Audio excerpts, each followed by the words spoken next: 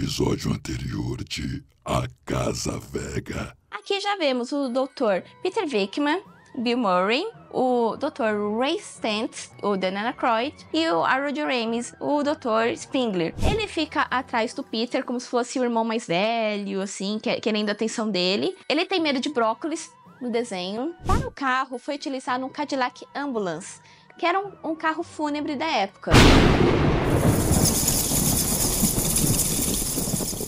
O filme foi um sucesso absoluto e chamou muita atenção pelos seus efeitos, principalmente os dos fantasmas.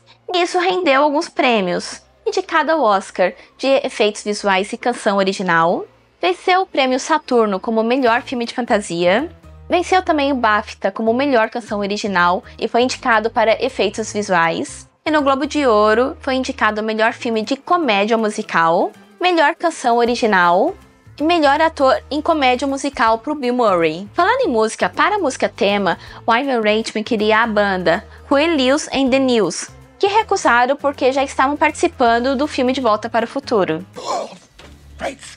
Você por acaso conhece essa franquia? Não. Sim. Fique ligado no canal que logo mais vem por aí. Então o Ray Park Jr. foi chamado para compor a canção original. Porém, pela semelhança com uma música de Huey Lewis and the News, foi processado por plágio.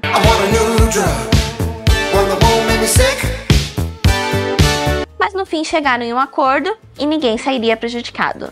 Até que em 2001 foi a vez de Ray Park Jr. processar Huey Lewis, porque não devia ter divulgado o acordo. E eles divulgaram. E aí virou o processo. Há alguma objeção para que iniciemos este caso?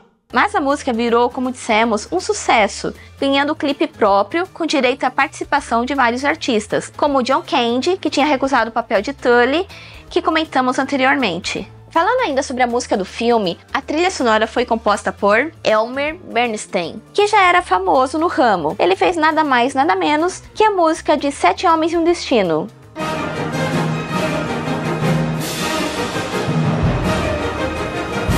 Ah, mas você não sabe que música é essa? Mas aposto que você conhece sim. Depois ela foi utilizada no comercial da Marlboro. Para a trilha sonora de Ghostbusters, ele usou ondas Martenot, instrumento com teclado do século XIX, que tem som muito parecido com o sintetizador. Não sei como se pronuncia, a produção coloca aqui o nome. Se você sabe como se pronuncia também, deixa aí pra gente saber. Que era tocado em vibrato. O que é vibrato? Não sei. Que faz um som muito alto e espiritual, parecendo um fantasma.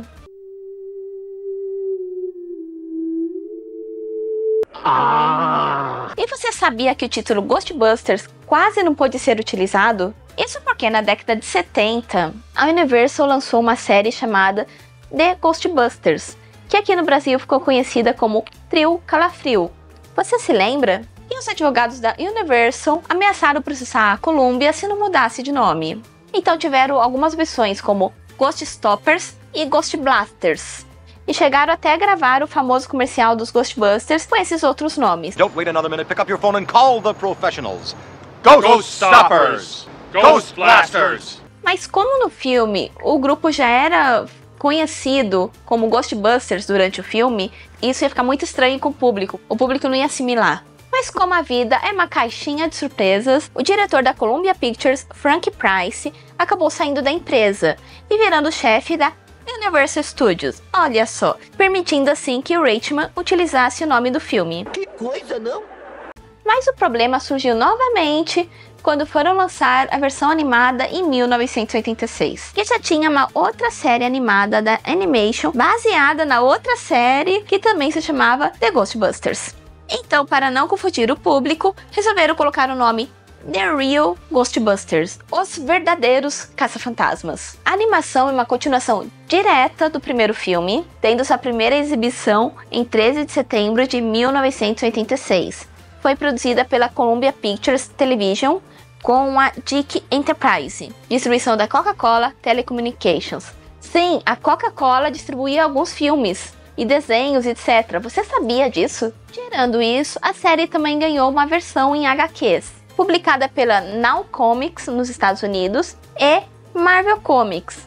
Sim, a Dona Marvel fez HQ dos Caça-Fantasmas, lá no Reino Unido. Olha que legal! Nessa animação temos algumas mudanças, como por exemplo, o uniforme completamente diferente, e nessa o Geleia meio que faz parte da família, ele mora com os Caça-Fantasmas, tipo um mascote deles. Isso é explicado em flashback no episódio 11 da primeira temporada, chamado Citizen Ghost, ou Cidadão Fantasma. Começa com uma repórter indo entrevistar o Peter Venkman. E durante a entrevista, o Geleia aparece todo curioso e se apresentando para ela como um fantasminha camarada. E aí ela questiona o Peter, falando que por que um fantasma vive com os caça-fantasmas? Não faz sentido. E aí Peter Venkman começa a contar a história e aí vamos para o flashback. E vimos os caça-fantasmas chegando no quartel todo destruído. Porque vocês lembram que meio que o container onde eles mantinham os fantasmas, que eles caçavam, explodiu, libertando pela cidade, né? Logo após derrotar Gozer, eles ainda estão com os uniformes clássicos e cobertos de marshmallow. Mas vocês lembram que na verdade era Gozer, o destruidor, um fantasma com aparência de marshmallow só, né? Não era exatamente o doce.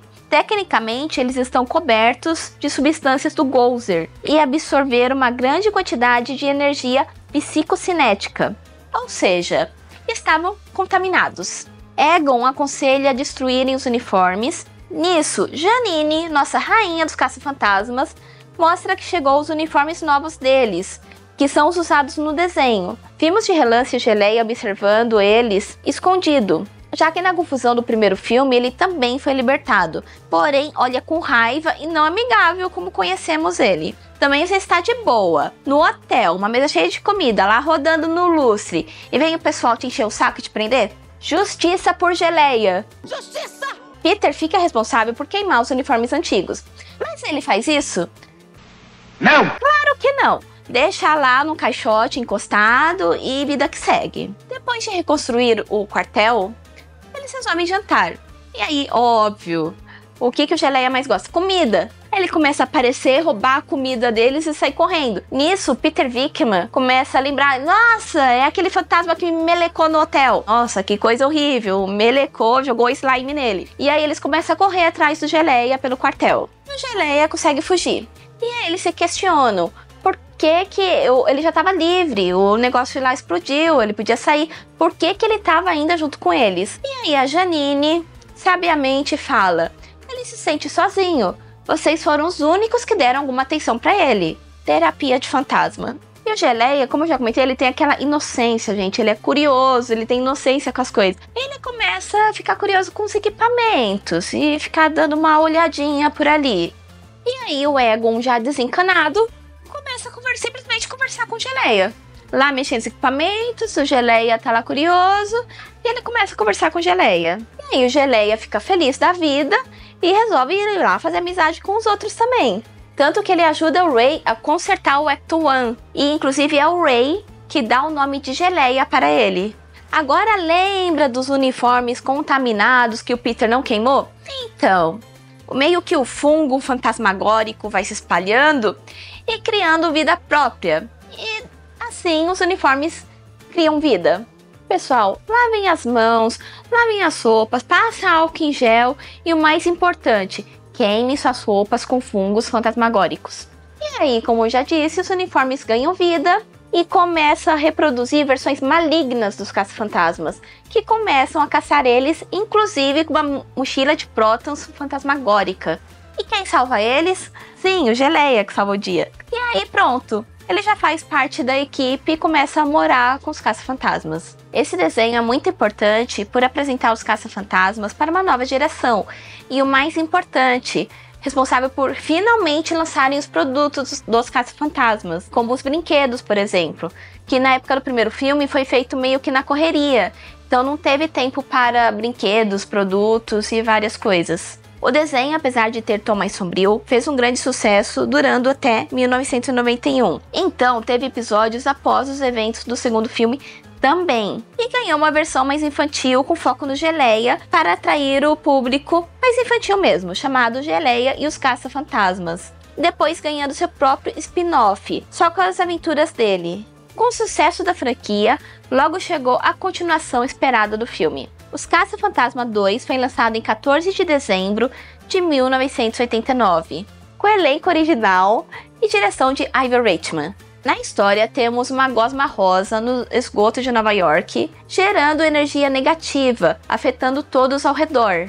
Para essa ideia, se aproveitaram da fama que Nova York tinha na época de cidade violenta. A gosma rosa foi baseada no ectoplasma, que era um conceito já do espiritismo. Charles Richet, pesquisador médium francês, foi a primeira pessoa a ver ectoplasma no mundo real. Porém, diferente da ectoplasma do filme, que é uma slime, na vida real, de acordo com o pesquisador, é uma cinza que aparece e some rapidamente. Na franquia existem vários tipos de ectoplasma. Se vocês quiserem, a gente faz um vídeo falando mais sobre o universo dos caça-fantasmas, inclusive as diferenças dos ectoplasmas. Mas coloque aí nos comentários pra gente saber que vocês querem mesmo. Aliás, as cenas que Ray e Winston caem na gosma, eles tiveram que regravar. E foi gravada realmente no esgoto de Nova York.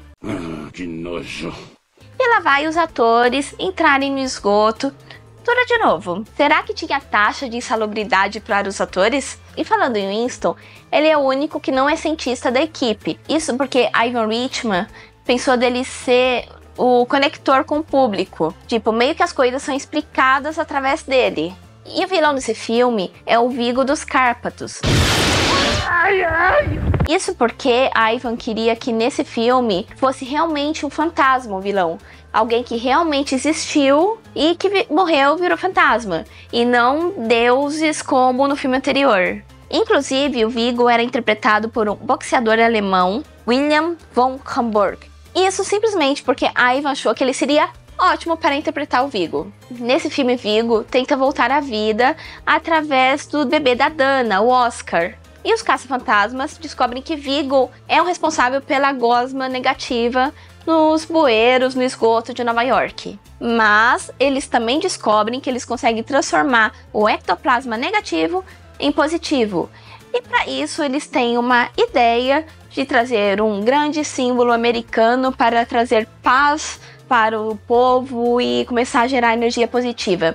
A Estátua da Liberdade. Agora vamos para algumas curiosidades. Lembra que o Geleia no desenho fica amigo dos caça-fantasmas? Pois é, aqui no filme ele ajuda Louie Tully, que resolve colocar o uniforme para ajudar a equipe. E quem aparece para ajudar dirigindo o ônibus? Sim, o Geleia, salvando o mundo novamente. Tiveram várias músicas diferentes para o filme, como Flesh and Blood do Oingo Boingo,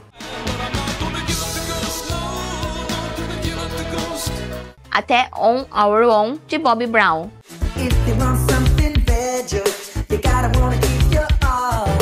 Que faz uma participação especial como porteiro.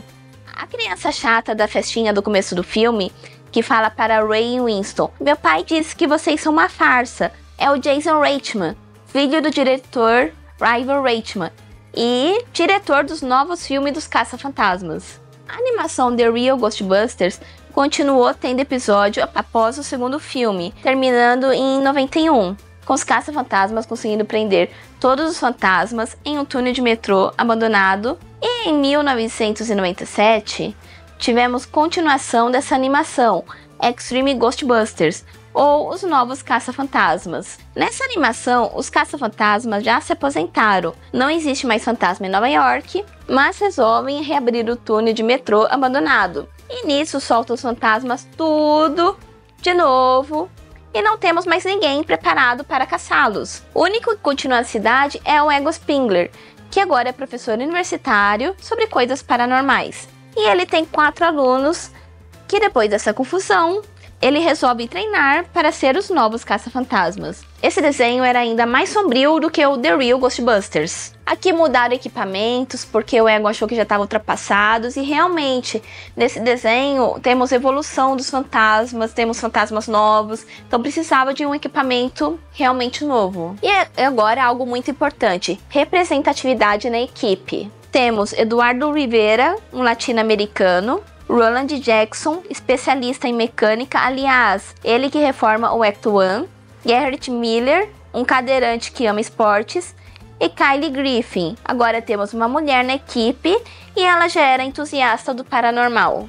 A animação teve somente uma temporada com 40 episódios, mas eu recomendo, ela é muito boa. E temos um episódio especial com a equipe velha e a equipe nova juntos, e parecido com o que está acontecendo nos filmes novos dos Ghostbusters. Dan Aykroyd, na época, falou que um terceiro filme estava sendo cogitado, mas que ia acabar o mundo antes e ninguém ia ver o filme. Dan Aykroyd disse em uma entrevista na época que estava sendo cogitado sair um terceiro filme, porém não sabia ainda quando ia ser lançado nem nada, mas que as pessoas podiam se divertir com Ghostbusters The Game, que de fato o jogo continua os filmes. Lá você não joga com nenhum dos 4 da equipe, você é um novo que eles estão treinando.